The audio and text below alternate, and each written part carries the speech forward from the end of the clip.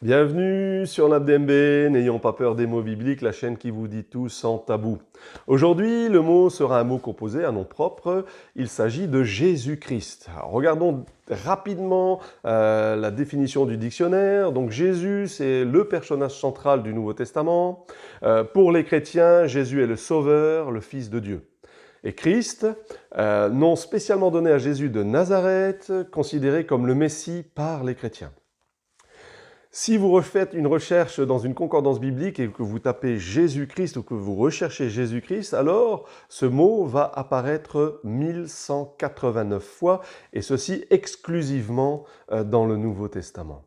Parfois, Jésus est associé à Christ, Jésus-Christ avec le trait d'union. Parfois, c'est Christ Jésus avec le trait d'union. Parfois, c'est Jésus seul qui va apparaître dans le texte, et parfois, c'est même Christ seul qui va apparaître dans le texte. Alors ensemble, nous allons regarder ce que nous dit la Bible, qui est la parole de Dieu, et ce qu'elle nous enseigne à ce sujet. Tout de suite, un premier verset dans la parole de Dieu, dans le livre de Jean, chapitre 12 et verset 34, où il est écrit ceci.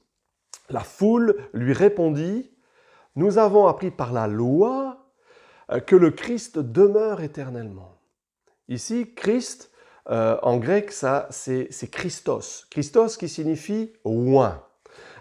Christ était le Messie, le Fils de Dieu, celui qui a l'onction, celui qui est oint.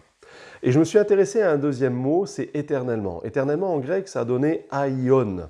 Aion, ça veut dire pour toujours, à perpétuité de temps, l'éternité.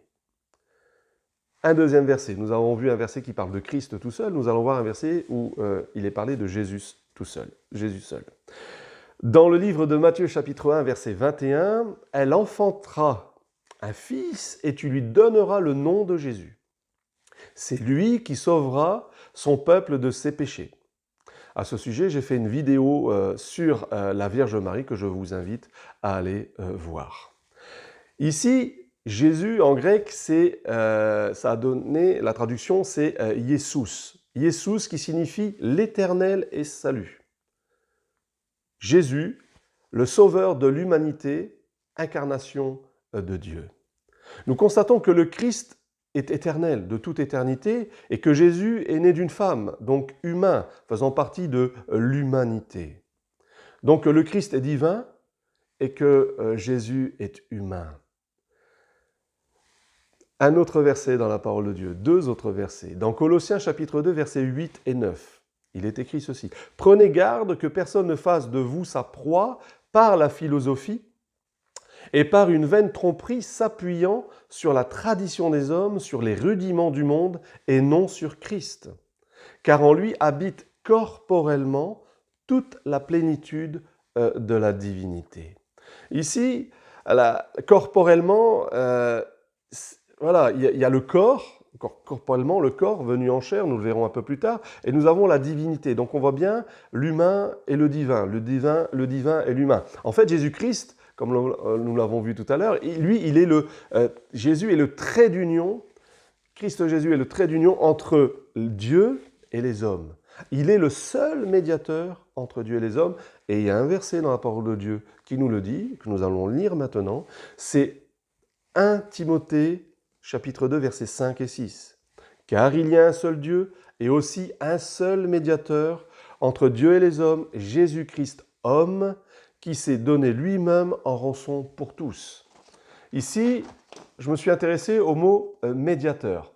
Médiateur, en grec, c'est messites. Messites, qui signifie celui qui intervient entre deux parties, soit pour faire ou restaurer la paix et l'amitié, ou mettre en forme un accord, ou pour la ratification d'une alliance. Un intermédiaire de communication, un arbitre. Et ici, c'est ce que nous voyons au travers de la parole de Dieu, que Jésus-Christ, lui, il est venu pour restaurer la relation qui a été perdue depuis le péché originel d'Adam et de Ève, pour restaurer cette communication, cette amitié, ce lien d'amour entre Dieu et les hommes. Et il est d'ailleurs mort, crucifié sur cette croix pour tous les hommes et l'humanité. Le Christ s'est incarné dans un homme nommé Jésus. Le Messie, qui est le Christ, le Fils de Dieu, est venu dans une chair semblable à celle des hommes. Jésus signifie littéralement « l'Éternel est salut », nous l'avons vu. Ce mot a une origine hébraïque. En hébreu, c'est Yehoshua. Yehoshua qui signifie Josué. Josué qui était avec Moïse dans le désert lorsque le peuple est parti du pays d'Égypte où il était retenu prisonnier, où il était esclave.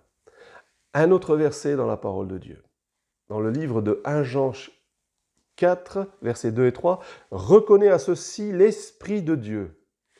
Tout esprit qui confesse Jésus-Christ venu en chair est de Dieu. Et tout esprit qui ne confesse pas Jésus n'est pas de Dieu. » Ici, le mot chair en grec, c'est sarx. Sarx qui signifie littéralement la chair, la substance du corps vivant qui recouvre les os et qui est irriguée par le sang. De l'homme ou des animaux, c'est le corps d'un homme. Le Christ est aussi présent sous l'Ancienne Alliance, dans l'Ancien Testament, mais il n'est pas cité. Par contre, il est cité dans le Nouveau Testament. Et nous allons le voir dans ce dernier verset qui dit, dans 1 Corinthiens 10, chapitres 3 et 4, qu'ils ont tous mangé. Donc, en fait, il s'agit d'Israël, le peuple d'Israël dans le désert, avec Moïse. Le même aliment spirituel et qu'ils ont tous bu le même breuvage spirituel. Car ils buvaient à un rocher spirituel qui les suivait, et ce rocher était Christ.